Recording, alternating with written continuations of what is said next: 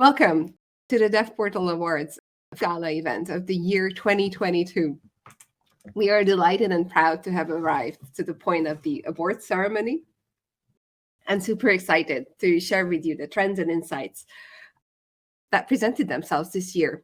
In 2022, we had an illustrious and very varied cohort of 43 developer portals nominated. And as every year, we revised the award categories towards the publicly accessible aspects of portals, looking at the developer experience from the perspective of a wider range of technologists. A panel of 11 jurors surveyed the nominees over 15 categories. Each juror is independent of the DevPortal Awards organizers, an expert in their field, and their explorations and evaluations are strictly vendor and gateway neutral. They worked in 3 separate groups, and when they finished, we asked each of the groups on their findings and insights over where portals are doing well, where maybe not so well. The first interview with our jurors. This year, we have 11 jurors, and I'm interviewing first 3 of our jurors, Anne Gentle, Miro, and Alvaro Navarro. Welcome. Thank you. Thank you. Thank you for having us. So first, short introductions. Anne is an industry-recognized author. Your books promote collaboration among developers and writers. You work as a developer experience manager at Cisco DevNet, the developer program for Cisco platforms to connect, secure, and automate. Thank you for being a juror and for being here today. Absolutely. Thank you for the opportunity. So yeah, I work at Cisco and I manage developer advocates, API documentation, and we work across multiple engineering teams to produce developer.cisco.com, which is our developer portal. So I'm always looking at developer portals to see what's happening in the industry. I'm of course super interested in it for research for my book, which is about using GitHub and those kind of like developer-based techniques for authoring as well. So it's very, very close to the code, very close to developers. So I'm always on the lookout. So being a juror is just an opportunity to keep reading, keep doing research. Absolutely. So yeah, I'm happy to dive in. Mm-hmm. And your book is now at its 3rd edition, 4th? Yes, I am waiting for the print proof literally to show up at my house so I can approve it. Our second juror today is Anthony Roux. Anthony works as developer relations lead at Miro, and you're calling in from Amsterdam. How are you doing? And most people who are here probably know you from prior API the docs presentations. So what are you currently doing at Miro, and how do you look at developer portals now? So yeah, as you said, I've been involved in the API industry and in general developer relations industry for about 10 years. I participated in various API the docs events. I used to be on the other side of the work, submitting our developer portal. We used to work with Alvaro in our training as well, and got an award for that. And moving to the jury part has been super interesting. It's really looking at it from a different eye and realizing a lot of things that I was seeing as someone submitting or building a developer portal is very different as looking in detail and looking at so many other developer portals. It's as well a very good learning opportunity. I'm not doing research as Anne, but we're trying every day at Miro to improve our developer portal and in general the developer experience. And being able to learn from so many very good developer portals has been really, really, really good. And that's learning that I can bring back to my teams, share with them, and we can improve what we have. So far I really liked it. As well, it was a good opportunity to work and collaborate again with Alvaro and meet Anne. So far, very, very excited. And Alvaro Navarro currently works at Spotify for developers. And you're an open source lover. And for over a decade, you work developing and advocating technologies at companies such as Airbus and Amadeus. How is your experience so far as a juror? Has been great. Thank you for the opportunity for joining this amazing Developer Portal Awards. So I had the opportunity to work together with Anthony and Amadeus, working with APIs, Developer Portal. So based on all this experience, and we're helping a lot to assess all the nominees of the developer portals. And also right now that we are working continuously improving our developer portal at Spotify, it's a great opportunity to bring all this knowledge back to the company and also to the awards. So yeah, thank you for the opportunity. We are honored, and thank you for joining. What are the approaches, and I asked first Alvaro, what are the approaches that you really liked from the nominees? What are the particular qualities that struck you? Yeah, I really like the way some developer portals have implemented, for example, interactive examples to help developers understand their product. But also, I would like to mention one developer portal that implemented something that I'm not used to see very often, is an anonymous sandbox, which allow developers to make API calls without creating an account. That is amazing. And as I said, this is something that we are not used to see. And this is a really, really great idea. Yeah, maybe I can add on that. I have very, very similar feedback than Alvaro. The first thing that I was really pleased and I really like is I see many developer portal trying to make the onboarding process as simple and as quick as possible. There is one developer portal that has been amazing in doing that. It's the Platform OS one.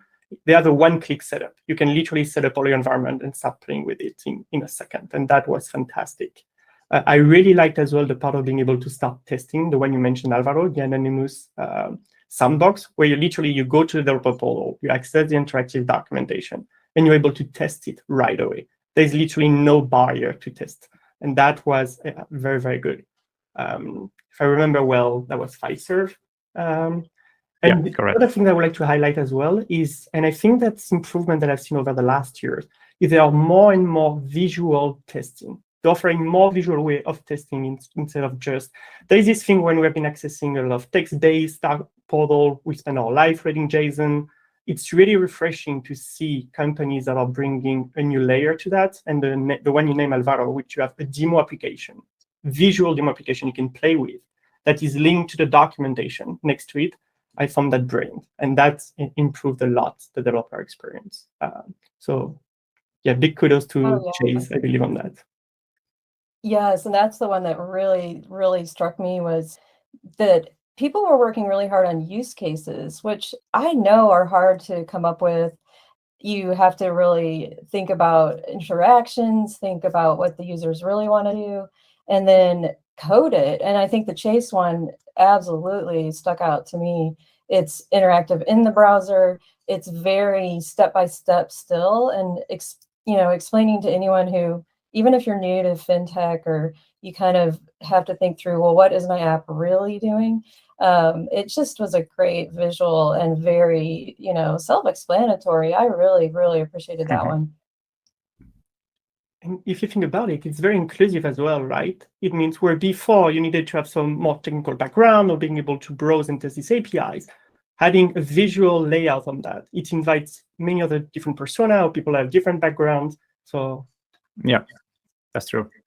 The other one that I think, Alvaro, you might have kind of, like, the idea that struck me as well, is the idea that not all of us want to trade our data for information necessarily. So I think we're all getting more aware of that. And so the site that was like, cookies are just for eating. There's no cookies on this site. Like, all three of us were like, wow, this is great. And I think that was another sort of central theme that, we felt like, oh, you know what, just, to be a developer, you don't have to feel like there's this transactional, here's my information for some information.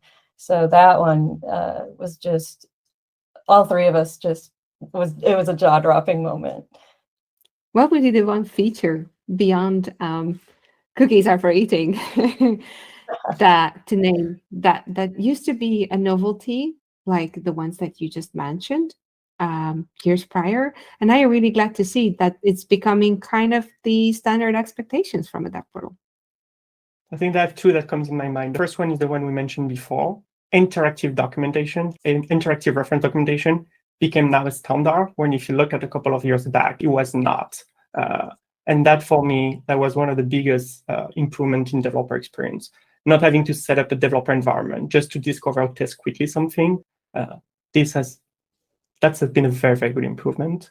And what comes with that as well, there are some API products that work in a very complex industries. I can think about finance, for example. And they've been able to bring sandbox environments that replicates the finance industry to be able to test these APIs.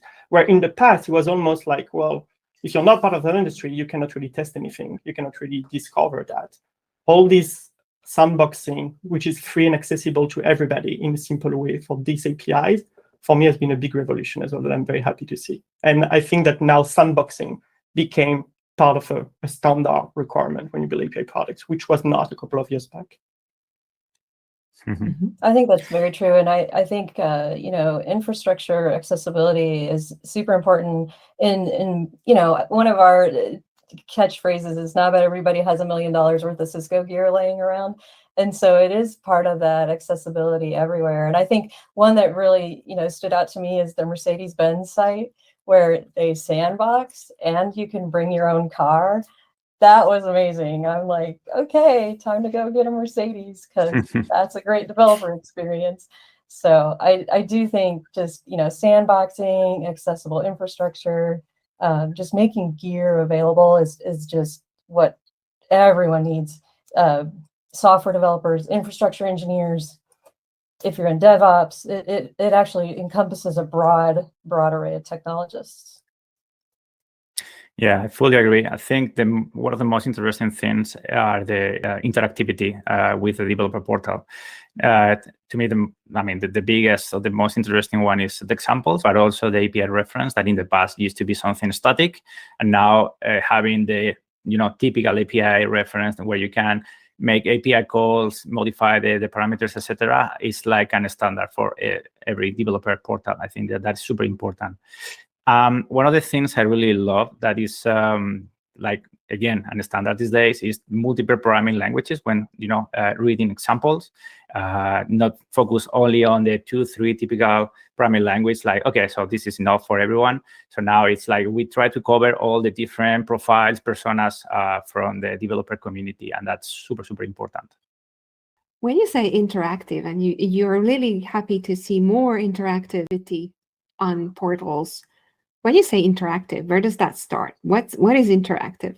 I think that's a fair query and line of questioning, because you want, as a developer, to be able to try things out, but product to product, that could vary widely. So, and where the user starts from, their own knowledge. So, we use the term hands-on a lot at Cisco, but if they don't have a basic knowledge of even Linux, that might be a barrier, right? So for us, interactive is even as far as like a terminal browser, a terminal window inside the browser, all the way up to access to, infrastructure behind the scenes. But I think the standard that everyone expects is try it out. That button has become interactive, which means I click a button in a web browser and I get a response. I'd love to hear your all thoughts though too. Yeah, I'm pretty aligned with that definition of interactive, and for us it's kind of the same. So interactivity is when you use the developer portal, for example, to perform an API call. You get a response, and that response helps you to really understand the schema, for example, of the API. Or you have, as we have seen in many developer portals from the nominees, you have a small example that you can tweak, you can modify a little bit, and that invokes a call in the backend and that's modifying the front somehow, right? So you can really understand how this API is modifying the behavior of the client. That's, to me, the level of interactivity that really helps when understanding a product. Yeah, I will define it about the developer portal interactivity is everything I can do without having to set up an environment, but just playing and clicking around. That will be my expectation for developer portal interactivity. As soon as I need to set up a developer environment and run some programming languages, run a framework, and so on, then I have to do a lot of things on my side. And I'm not anymore on the developer portal. I'm out. If you embed something on the developer portal, the try out, for example, is a good example, but you could have as well, I don't know, a JavaScript editor embedded, and I just have to click around, and that works. The demo app, which is embedded, I'll still consider interactive because I can click around and play. Is there a flip side to this? Something that's becoming standard and you wish it didn't? That's a tough one. There's a lot of Swagger UI that's not really stylized. So to stand out, the ones that sort of look like Swagger UI, but they had, definitely stuck to something that was their brand, maybe added some little bit of flair that made I'm on the TomTom site. I think one of their pointers turned into a geo pointer, right? So anything you could do to just make your reference docs not the thing you see everywhere, that would help. Mm-hmm. Any pet peeves, Alvaro, Anthony?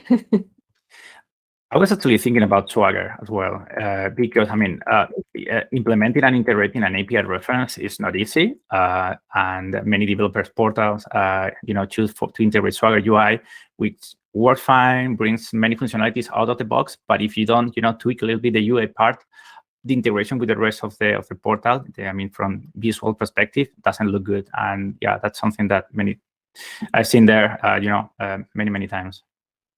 Mm-hmm.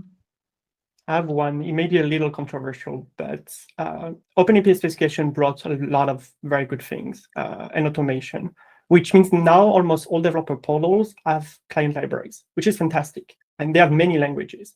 The difference I've seen is many companies decide now to use only the auto-generated version of the client libraries. And many of them decide to not invest as much in building the high-quality handcrafted SDK, because now you can scale in many programming languages with automation, which is fantastic. But I felt that when you try some of them, you feel on the developer experience that is still a generated code. It doesn't offer such a fantastic developer experience. So I'm very happy to see more of this. I'm very happy to see more automation. I just hope we're going to find as an industry the right balance between automation and as well offering good, high quality developer experience for the users. I agree. That's investment, and that's, really having empathy for the developer. And are there processes or solutions that you wish we could see more of, even though maybe we can acknowledge that the times are not yet ready for it? So when it's not necessarily a question of money, maybe a question of culture, maybe a question of legislation, or the missing technical piece that's just not there yet. You can imagine, but it cannot be, for some reason, it cannot manifest yet. Do you have an idea for things like that? Yeah, I can go first if you want. So I would love to see more developer portals paying more attention to accessibility. That's, to me, one of the things that I really miss in many developer portals. Is the time already here? I'm sure it is. So probably it's a matter of resources, time. I don't know, but yeah, I think it's important to make developer portals inclusive for everyone. That's the one that sticks out to me as well. And I think it goes hand in hand with inclusive language. That is accessibility for all. And it's inclusive language for, abilities, for humans or humans, for, race, for gender. Gender is not binary. And I just think that the teams that applied in accessibility, nearly all of the applications also mention inclusive language. So I know these are, in our circles, definitely being thought of hand in hand, which is what we want to keep striving for, because I do believe that is the encompassing sense, is this is about, bringing more people to your site and letting them work on it, work on the tech there. Yeah. For me, when you're talking about the inclusive experience and the accessibility, I'm very keen on cognitive accessibility, both in the official meaning of cognitive accessibility, but also in the everyday meaning, as in, this is a wall of text, and please give me a drawing. These seem to be conflicting with each other, but we still do see a lot of text on these pages where not everybody's necessarily thinking in words. What is your opinion on this? I fully agree. I would love to see more visual representations of concepts in general, more diagrams, more graphics that will help people to visually understand things without having to read pages of text. If we look at the current developer portals we have, most of them are heavy text-based. It means you have to go through pages of explanation to understand concepts. They have very few images, very few diagrams. And if it's the case, everything is still very static. Most of them are screenshots. They are not customized for the onboarding. They are not customized for what I'm looking for. I would expect to be able, similar on when I experience an API reference, to be able to see a visual representation of the data, not always have to read JSON. But as well, when I read about use cases or what the product does, to have visual representation, diagrams, graphics, images, that help me to quickly, in a night, to be able to understand what it is and convince me to spend more time reading these pages. And there's still very few of them. It's still an industry that we're heavily text-based. You know, I was looking back through our sheets even last night to jog my memory on the visual design, and the visual design is still very beautiful on the starter pages and the sort of orientation to a developer portal. But then you go to the documentation, it's like visual design just falls by the wayside. We even had to struggle on a lot of pages to find a graphic to judge it, I feel. So even going back through notes yesterday, I thought, oh, wow, the visual design, there was a lot of it on the portal. Then you get into the docs and it's a wasteland even, unfortunately. So it's a good point. Yeah, I mean, I'm okay with the idea of having more diagrams and images in the documentation, but as long as these images has a well-defined purpose and help developers to understand something in particular, I think it's fine. It's not for the sake of having more colors and images in the documentation. So yeah, and I agree. I mean, we are used to see developer documentation based on text because I think it's what developers are used to consume, let's say. But probably we can think about an approach of providing more visual content that helps developers to understand what's going on. I do agree 100% with what Anna and Alvaro said. Maybe I can add to that a better or more localization. I think it's still an expectation that everybody speaks a decent level of English to be able to use technical products. When you think about it, what's the percentage of the world of people that really fully or fluent or very good in English? Many people might understand high level what it means, but if they were to dig into the product, that's a big barrier. And language is one of the biggest barriers to collaborations and most probably one of the biggest barriers as being inclusive in the product. So more and better localization would be fantastic to see. I don't know if we're ready for that because we understand that technically it's difficult, but I will see. It will be a very good step forward for the industry. And another one that I could think of is maybe a little bit more technical and linked to what we talked about before. There's still very often this process when there's the need of creating an account and providing some data, like an email, validating the email. And there are a lot of steps that are still there before even discovering what the product is. And that's a big barrier when you think about it. Not everybody has time to invest to just discover if something is good or not. And by asking all these steps before just letting them discover and test it, you're potentially losing future developers that would have been interested by your product. And it's something that was the case a long time ago. I see it getting better, and we saw a very good example of the anonymous sandbox, but it's still not an industry standard. And it's still for some complex industry where you still need to request access and you have some validation processes. I think I would love to see in the future more standardized processes or tooling that you can just try out of the box without zero barrier of adoption. And then you can decide to create an account. And then if you want to invest and you're ready to invest in the product, that's the right moment to provide some of your personal data, like an email. But before that, I'm always like, oh, do I really want to create an account, validate the email, just to see, create a developer app, get an API key, just to see what it does? That's still there. It was there 10 years ago and it's still there. And I hope in the future, these barriers will slowly disappear. One that disappeared, at least I've not seen in a long time, which a couple of years back was almost normal, is to test a free product, you had to give your credit card. And that was driving me mad, insane. Yeah. I've not seen that lately.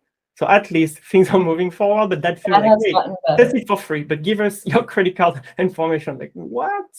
Yeah, like credit card should not be your identifier, and not everyone has one yet. Very true. So Yeah, you're that's true. cutting off a lot of students. That's not a right, that's not the barrier to entry you want either. So I Yeah. think the industry has moved forward from the idea that a credit card is your ID. Yeah. There are countries, big countries, that it's not easy to get access to a credit card, or you cannot. So that's, you literally remove them for the potential users of your product. Right. So that would be kind of a wow experience if the onboarding would be more seamless, no demanding data, and inclusive. Thank you very much for this interview, and also for your participation as jurors. Well, we know, but it's probably from the outside not apparent, how many hours and weekend hours and evening hours went into this, and how deeply you had to inspect some portals, especially where the chase was really close, because they are all awesome. And then it's hard to choose who's the winner this year. I want to take a moment to recognize how much work you all put into this year over year. I've been a juror over the years and seen how much work you've put into the assessment sheets, how much smoother the process has gotten year over year. You all are doing a great service to the entire DevPortal industry. So I want to take a moment to recognize that as well. This helps all of us so much, and to see how much Yes. you all grow this over the years is just wonderful. So thank you. Yes, thank you. And your whole team. Thank you. Yeah. I you. feel very honored that we can enable this. I think we're enablers. This would not be possible without the work of the jurors. Yeah, thank you very much, your team. You make the process as well feel very, it's seamless, but as well you feel like, you feel about being of a group, belonging to a group, and participating in something that is giving back as well to the community. So offering us a chance to give back after so many years. That I appreciate a lot. But as well, I really enjoy the sessions, the way the communication is handled, all the processes and so on. Yeah. It felt refreshing and energizing working on that. And also thank you for your passion with us, with to coordinate 3 different calendars, 2 different time zones. It is not easy at all. So yeah, thank you for that. We again congratulate and welcome and celebrate everybody who participated, every single member of every team, however much they have put in, the jurors, and the team from Pronovix who have put a lot of work as supporting and organizing this award.